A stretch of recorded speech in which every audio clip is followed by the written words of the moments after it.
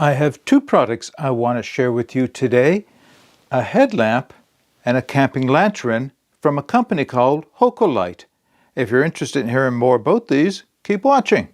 So before we begin, I just want to point out that these items were sent to me for testing and review, and I did not pay for them. However, I'm receiving no compensation for the making of this video. So some time ago, the company Hocolite reached out to me and offered to send me a couple of sample products, these specifically. And when I looked at them, I wasn't sure that these were items that would be of interest to you and would fit within what my channel normally reviews. However, when I gave it some more thought, I realized that some of the lights that I've been sharing with you as of lately are a bit on the expensive side for some people. That's not to say they're not good quality or worth the money that you would pay for them, but it's still more money than some people are willing to pay for a headlamp or camping lantern or a flashlight. So that's where these come in. These are quite reasonably priced items that are still of good quality, and having done the testing, they have their limitations, but still they seem to function very well. So that's the reason why I took them up on their offer, and I have these to show you. Okay, what we'll do now is I'm going to take you down to the tabletop. I'll give you the specifications, the modes of operation, and the other features for both the headlamp and the camping lantern. I'll then take them out to the woods and show you them in operation. We'll come back and we'll talk about my thoughts on the flashlights before we close out. All right, we're going to jump right into the specifications such that I have and the modes of operation in one moment. The only thing I have to share with you is that it did come with a USB to micro USB charging cable. Nothing else came with it in the box. So I will, of course, give you all the specifications in the video description below, but suffice to say, it's a very lightweight ABS and silicone constructed lamp, and the major features of it are, to start with, it has a single LED spotlight which rides on the side of your head, as you'll see in a few minutes' time when I try it on. And then over your forehead is this floodlight, which they refer to as a COB, C-O-B, or a circuit on board. And it provides a 210-degree wide floodlight, so that's, it's quite nice. It has a silicone body primarily with some ABS in the housing on the side. It is operated from a single switch. Now, this may be a little difficult to pick up, but I'll try and see if it'll come in. Right here is the switch that operates the flashlight on, and you have to cycle through each of the lights to get through it. So it doesn't have a memory or anything. It's very simple operation. Starts out with the floodlight first, cycle low, cycle high, and then it flips over to the spotlight, cycle low, cycle high. Now it has one other feature which is kind of unique, and I'll share my thoughts with you in a minute, and that it has a motion sensor on the side which you can use to turning the light on and off, and let me demonstrate that for you. So to start with, you turn the light on, and now you can, and of course you have to press the motion sensor button as well, and it is on, and so hopefully it'll show up. There's a little, zigzag right there, and the color changes from just green to red and green to indicate that the motion sensor is functioning. And then you just wave your hand in front of two little sensor buttons right there, and it will turn it on and off. I'll share my thoughts more with it once I do some demonstrations outside. This is a nice feature. It doesn't always function as well as I thought it might or should, but at the same time, you don't have to use it. So to turn it off again, press the button again, and it should turn that feature off. And now you can see we just have a red, meaning that it's just functioning fully from the one switch here. It has an adjustable headband. It's a good quality adjustable headband, quite comfortable. And what I like about it is it has quite a range of motion. So I can put this on with a toque or beanie and still get it around there. And I think that's important for this type of light, because when you're wearing this on the side of your head, it doesn't work well if it's hanging directly underneath your chin around your neck. So it is important that it is able to be worn on your head. There is a softer liner to the headband itself. It is still feels like a synthetic of some type, but it is softer, it is quite absorbent. The headband doesn't breathe, however, so if you're going to perspire a lot, you're going to use it in a lot of activity, you can expect that that is going to get damp on the back of the headband. Or headlamp, sorry. Now, the only other feature to share with you on this is the charging port, which has got a small rubber cover to uncover it right there, and you can see the micro USB charging port. Now, I do want to address the waterproofness of this. So I was looking for an IP rating and I could not find any on the website. So I reached out to the company, and this item does not have an IP rating. Now, interestingly enough, when I show you the lantern in a moment, it does have an IP rating, but this one does not. However, they assured me it is waterproof for its intended use. I'm not sure what that would mean. I did not dunk this underwater to see if it would short circuit. I'm assuming the intended use is hiking or running the trails, and that any rain that might get added, it should be waterproof from that. I am a tiny bit skeptical of that, only because this does not lock in. This little charging port cover does not lock in. Now, that doesn't mean that it will short out if it gets wet, but it does mean to me that it is not as well protected as something that has a better plug on the back of the charging port. All right, let's go through the modes of operation and the intensities for the headlamp. So everything, as I mentioned, is operated from this single button back here. So when you press it on, it comes on at the high intensity for the floodlight, which is 1200 lumens. Press it again, it reduces down to the low intensity for the floodlight of 600 lumens. Press it again, it goes on to the high intensity for the single LED of 1200 lumens, and press it again and it goes down to the low intensity for the spotlight of 600 lumens. If I hold it for about 3 seconds, you can see it does have a strobe light, and then if I press it again, it turns off and you're back to the floodlight again.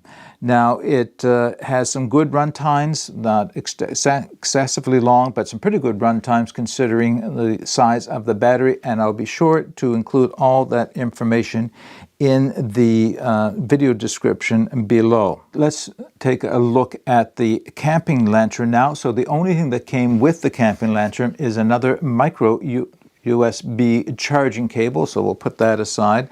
So I want to give you a few of the features, then we'll go through the modes of operation and the different intensities. So despite the fact that it is not an expensive high-end looking piece, it is actually well constructed, and I've come to appreciate some of the features, such as the green body of this, making it easier to find when the light levels are low.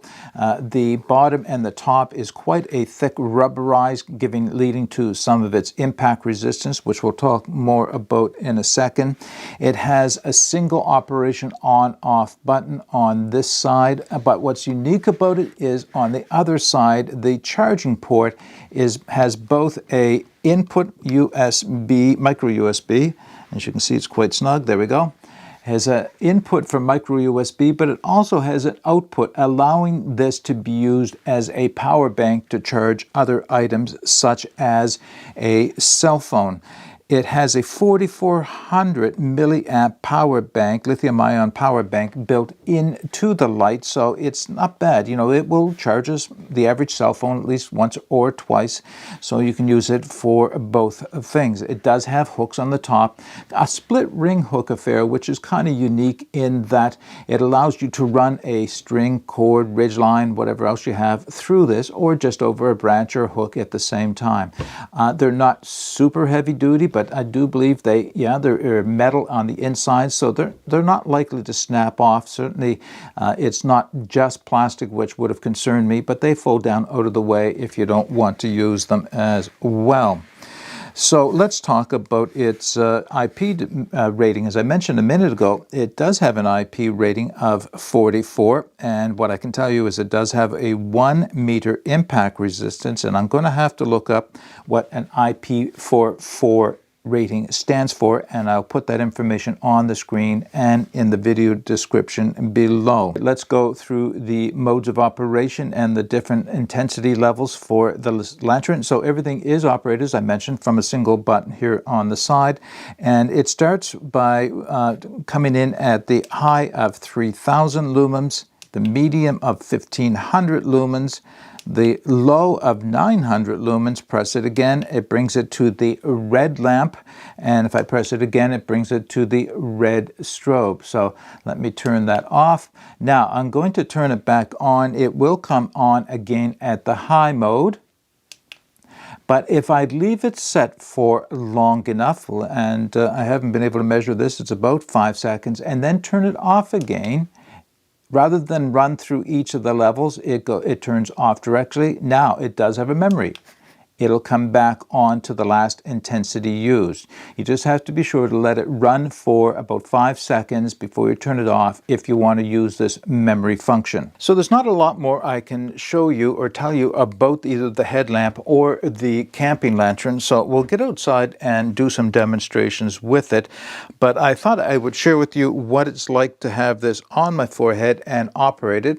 So as I mentioned, there's a single operation switch up here on the side, and if I press down on the switch, I have the floodlight come on, cycling down to its lowest mode, the spotlight come on, cycling down to its lowest mode.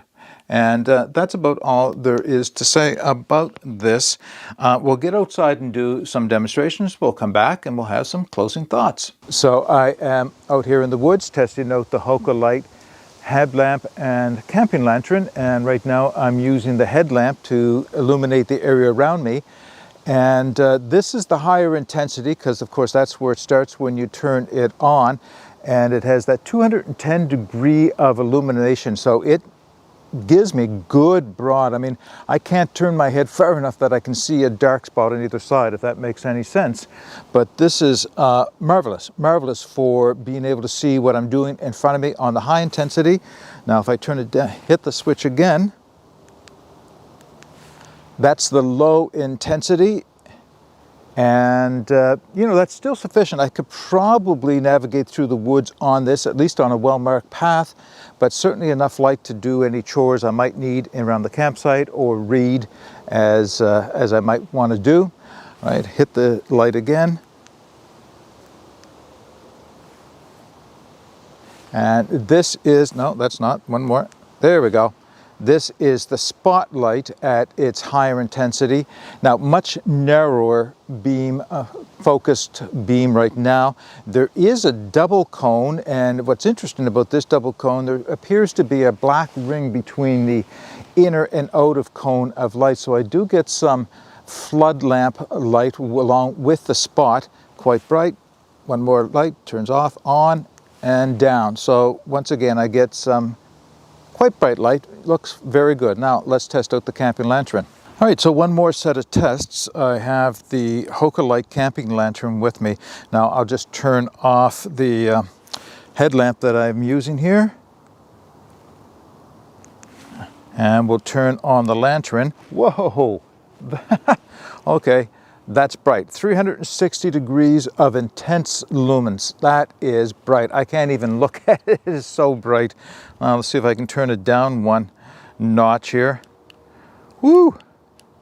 There's the lower intensity, and I don't know if this is picking up, but this is not something I would walk with unless I held it way down, because it's so bright, it's blinding to look at. But in a camp setting, if I were to sit, maybe I can, I'll sit this on the log here and move away from it. Will it sit here? Looking for a nice level spot. There. Okay. If you can see that, that is the lower intensity of the two lights. So yeah, that is bright. Without question, that is very bright. Now I'll turn it off, turn it on. There is the red lamp. Okay, you know, when I was doing the testing at home with it, that appeared to be much brighter than it is right now. Now, it's still bright, don't get me wrong.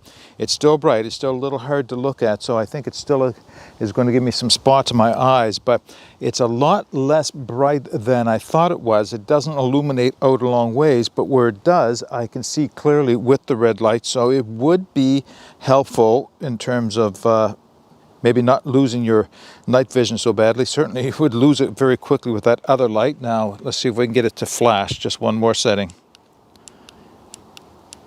As I mentioned, you have to run through each of the cycles to get there. So I'm setting it on the log again. So yeah, this would make a great light if I needed to, if I was lost out here and I was trying to get attention of searchers.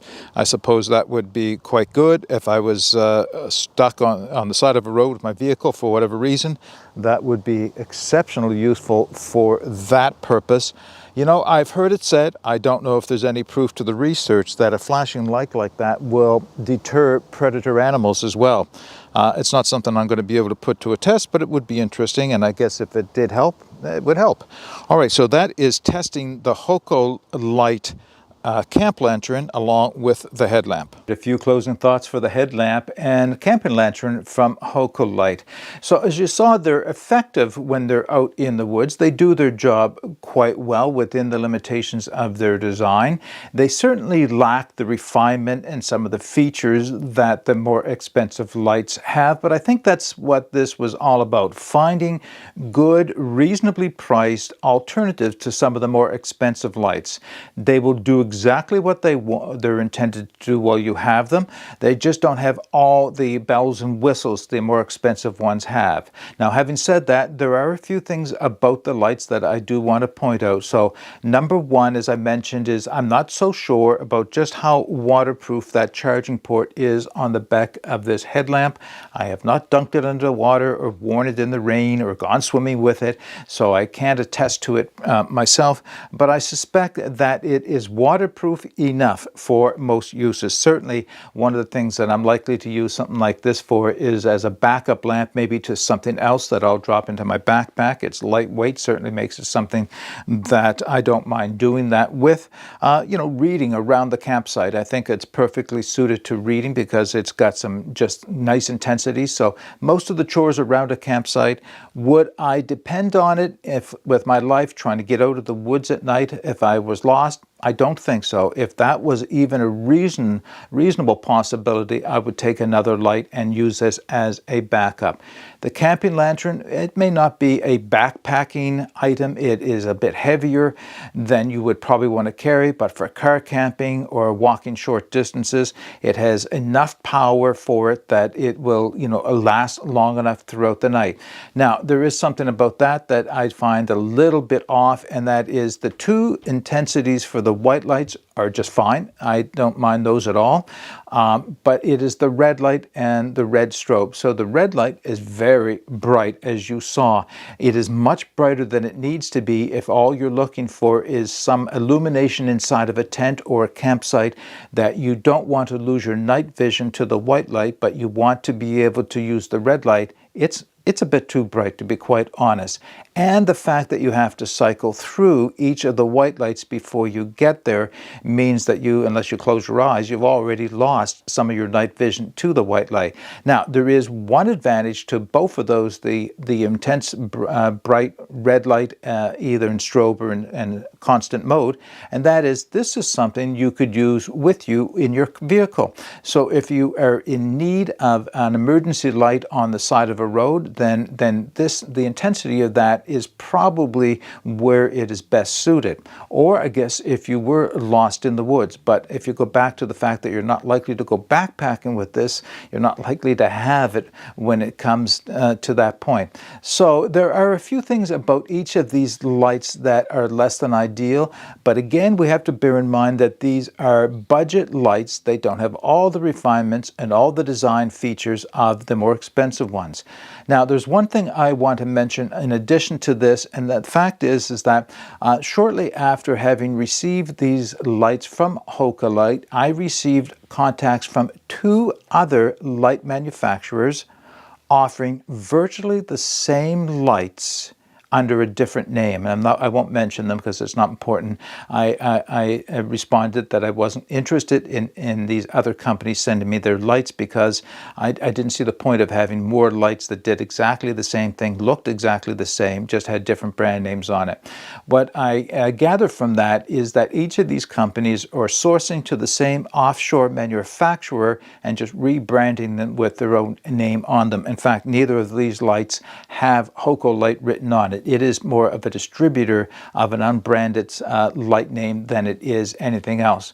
And I'll tell you that for a reason, and that is because although I'm going to give you the links to where these can be purchased, if you look a little harder, you may find them at a better price under a different brand name. Now, what I can't tell you is, are they identical and will they perform as well as these? That's something you'll have to discover for yourself. Okay, that's all I have for you. Again, the whole point of this video was to share with you a couple of value lights that were less expensive and did most of the things most people are looking for from a headlamp or a camping lantern. Get out and explore. Take that path less traveled because it will make all the difference. Bye for now.